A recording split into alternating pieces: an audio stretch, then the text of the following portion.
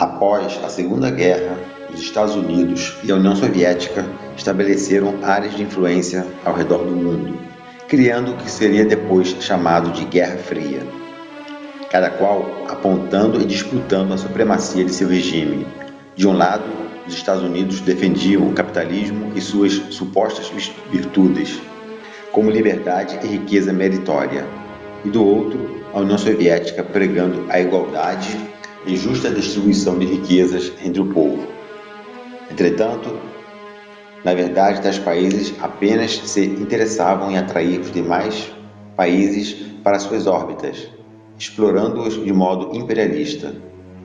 A disputa ideológica foi em vários campos, desde a política, passando pela cultural até a armamentista, onde cada um criava armas de destruição em massa, mais sofisticadas que o outro. Embora Stalin tivesse dissolvido a Internacional Comunista, a ideologia socialista avançou em vários lugares do mundo, pois as ideias do filósofo Marx estavam a ser ensinadas em muitas universidades e centros de saber ao redor do globo. Economistas e estudiosos de sociologia se debruçaram sobre as ideias do filósofo alemão, e é certo dizer que ele foi um dos maiores influentes, se não o maior, das políticas e filosofias do século XX. Essa influência marxista levou muitos grupos revolucionários a se mostrarem. Em muitos países como o Brasil, os comunistas se organizaram e tentaram tomar o poder, a despeito do afastamento soviético. Após a morte de Stalin, países anticapitalistas começaram a se interessar pelas ideias socialistas, pois mesmo não fazendo a revolução, ao menos adotaram algumas medidas socialistas, seja para salvar suas débeis economias, seja para manter o povo unido. A China de Mao fizera sua revolução em 1949, após anos de derrotas e lutas incessantes. A Coreia entrou em guerra de norte a sul, numa tentativa de se tornar comunista, até que a guerra ficasse paralisada em 1953, com a partida do país em norte comunista e sul capitalista. E na Ásia e América Latina começava a se desenhar um cenário que descambaria para a Revolução Comunista no final da década de 50 e pelos anos 60. Por outro lado, para tentar conter a maré comunista que avançava a passos largos na Europa pós-guerra, os Estados Unidos criaram o Plano Marshall, com o objetivo de fazer vultosos empréstimos a países como França, Inglaterra e etc. E também com o intuito de que eles não se tornassem comunistas. A política de Washington era de usar todos os meios disponíveis para evitar que os países se tornassem comunistas, usando táticas de dominação cultural através de filmes, músicas, arte e da mídia para fazer propaganda do modo de vida estadunidense, ou usando a economia para isso, fazendo empréstimos sabendo que os países devedores não poderiam pagar, surgindo assim o FMI, em dezembro de 1945, e tendo sua sede convenientemente nos Estados Unidos. Mas os Estados Unidos não se limitaram a essas duas formas não traumáticas de lutar e evitar que os países se tornassem comunistas, passando a fomentar guerras internas nos países instáveis, apoiando grupos conservadores, ou instalando e apoiando ditaduras em países e regiões que atendiam ou poderiam atender seus interesses.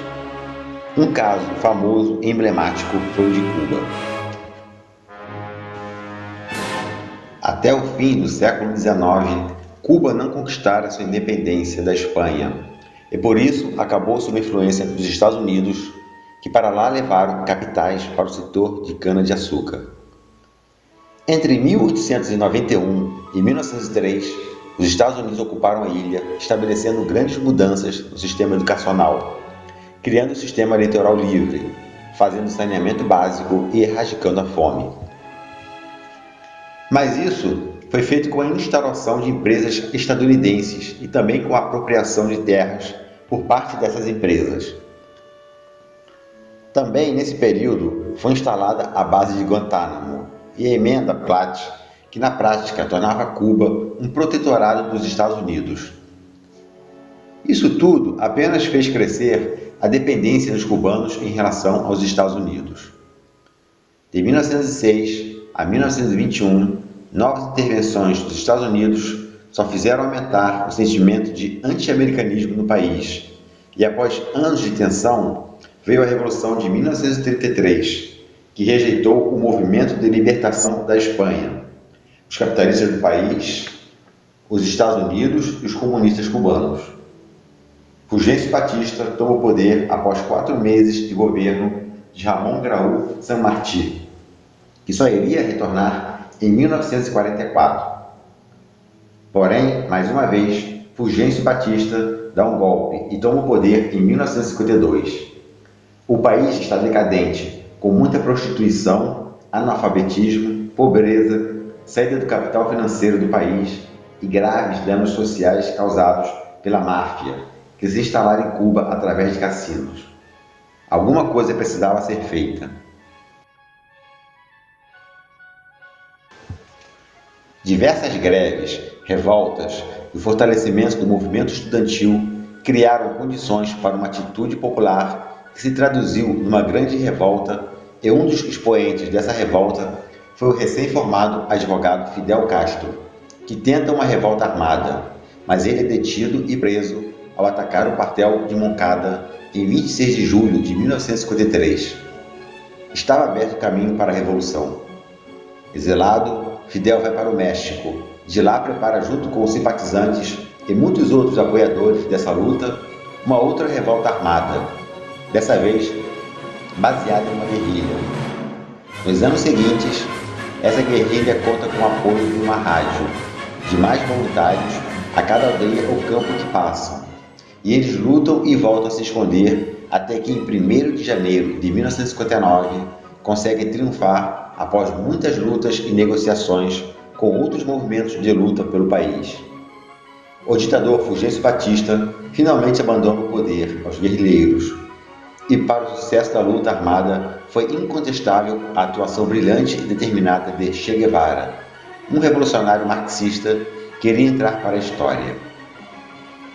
Posteriormente, Cuba acaba se tornando socialista e se alinha com os países chamados comunistas, o que não era seu objetivo inicial, pois a Revolução Cubana pretendia obter um país soberano, nem colônia dos Estados Unidos, como fora até então, nem colônia soviética, mas a ingerência estadunidense com sua política feroz de contra-revolução, utilizando de todos os meios e golpes baixos contra Cuba, seja por meio de contra-propaganda, seja por receber e preparar desertores do país para usá-los contra o novo governo, como foi o episódio da Baía dos Porcos, onde, em 1961, anticastristas, auxiliados e treinados pela CIA, tentam o desembarque na ilha para retomá-la, e sendo impedidos pela Guarda Revolucionária Cubana, levaram o país para o lado soviético. Era praticamente impossível um país pobre e atrasado permanecer neutro nos tempos da Guerra Fria. Isso foi tão verdadeiro que no Sudeste Asiático, a antiga Indochina, que fora colônia francesa, estava determinada a ser livre após a invasão japonesa durante a Segunda Guerra Mundial. A formação da Liga Revolucionária por Ho Chi Minh conseguiu a independência do Vietnã em 1956, a qual se tornara comunista na região do Norte. Os Estados Unidos apoiaram o sul capitalista, numa tentativa de se evitar que toda a região se tornasse comunista, no efeito dominó. As demais regiões da Indochina abrangiam o Laos e o Camboja também, daí a preocupação que os Estados Unidos possuíam nessa região. A partir de então, os Estados Unidos apoiaram o Sul, enviando armamento para essa região que atacava impiedosamente o Norte, após o golpe militar que anulou as eleições e criou um país separado, o Vietnã do Sul. Os Estados Unidos entram no conflito em 1965, após terem suas embarcações atacadas pelos vietnamitas do Norte, embora documentos antissecretos revelassem que tais ataques foram causados pelos próprios estadunidenses para dar um motivo para entrarem na guerra. A essa altura, a União Soviética entrou no conflito, fornecendo armas para o Norte, e a guerra se estendeu por quase 10 anos, sendo a primeira guerra televisionada, o que chocou o mundo, e principalmente os estadunidenses, que viram as atrocidades cometidas pelos seus soldados. A opinião pública estadunidense viu claramente que o fim não justificava os meios empregados pelos Estados Unidos, e milhares de passeatas e manifestações contra a guerra invocaram pelo país e pelo resto do mundo. Para piorar, a ofensiva Tet, em 1968, empurrou soldados estadunidenses e vietnamitas do Sul cada vez mais para baixo, para Saigon, numa brilhante estratégia do revolucionário Ho Chi Minh. Os Estados Unidos gastaram bilhões de dólares e toneladas de armamentos, inclusive químicos, que destruíram a plantação, matou mais de 1 milhão de Vietcongues e arruinou a economia do país. Os Estados Unidos despejaram no Vietnã 3 vezes mais bombas do que usaram em toda a Segunda Guerra Mundial. Porém, isso tudo não adiantou. A superioridade tecnológica e bélica dos Estados Unidos de nada serviram contra a resistência tenaz e conhecimento do campo que os Vietcongues tinham, até que em abril de 1975, os Estados Unidos tiveram de fugir de sua embaixada em Saigon, após uma humilhante derrota, onde mais de 50 mil soldados estadunidenses perderam a vida ao tentar impor um modo de vida capitalista a um povo que já tinha escolhido a sua soberania 20 anos antes. O Camboja entrou em conflito com o Vietnã ainda no início dos anos 70, após um golpe militar que derrubou o primeiro-ministro Sihanouk, o que levou a uma guerra civil. De um lado estavam os rebeldes do Khmer Vermelho e do outro as forças do governo e os Vietcongues. O caos se instaurou no país, ao mesmo tempo em que a Guerra do Vietnã se desenrolava. Em 1975, o Khmer Vermelho toma o poder e instaura um reino de terror onde milhões foram mortos ou se refugiaram devido à fome, doenças, desnutrição e toda sorte de tormentos causados pela incursão forçada na agricultura, fortemente influenciada pela Revolução Cultural de Mao nos anos 60. O país estava arrasado pelas guerras e sua agricultura havia desaparecido, daí a medida extrema adotada pelos autoproclamados comunistas do Khmer Vermelho. Este pesadelo asiático em nada tinha de comum com as ideias marxistas, uma vez que o que se viu foi apenas um regime de terror ditatorial. Em 1978, o Khmer Vermelho invade fronteiras do Vietnã, e este responde invadindo o país, saindo de lá apenas no final dos anos 80, quando o Acordo de Paz foi realizado em Paris. Em 1993, a monarquia foi restaurada no país, assim como o capitalismo.